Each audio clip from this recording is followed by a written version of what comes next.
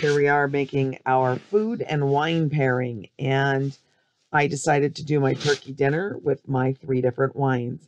So as you can see, I have all the fixings there for my turkey dinner. Everything's all set out, ready to go. Just have lots of cooking to do at this point. My first course was my appetizer. It was shrimp cocktail. So I had some nice big shrimp, and I had Ivor's cocktail sauce.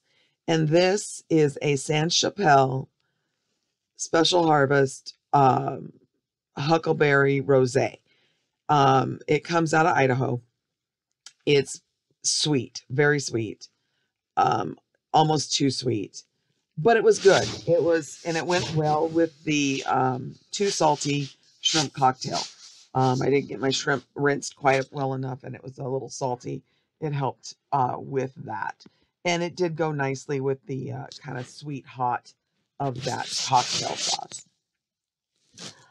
My dinner was my mom's celery stuffing. I had Uncle Bill's garlic mashed potatoes with sour cream and cream cheese. I had green beans turkey that I had cooked with a mixture of Australian salt, sage, and oregano. I discovered that last year. It's excellent. Um, and then I repeated the sage and oregano in the stuffing instead of using my mom's seasonings to make it marry it better with the turkey. And this Prosecco sparkling wine that I found at Winco of all places, not horribly expensive, but it was delightful. It is from Italy.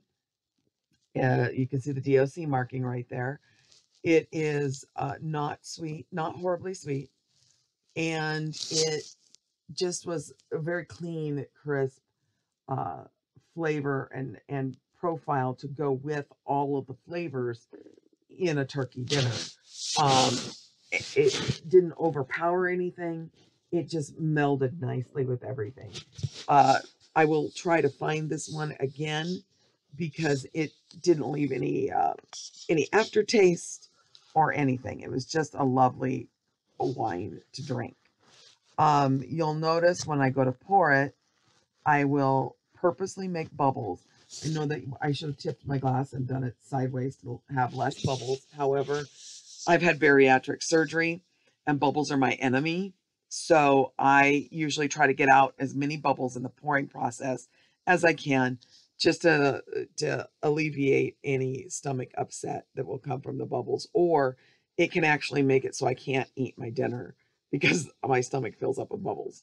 So yeah, I did get rid of lots of bubbles here, but it was a delightful wine, and it went so well with that heavy sage and oregano seasoning. It just blended lovely. It didn't, yeah, and even with the cranberry, with the tart of the jellied cranberries, it just went right along with it.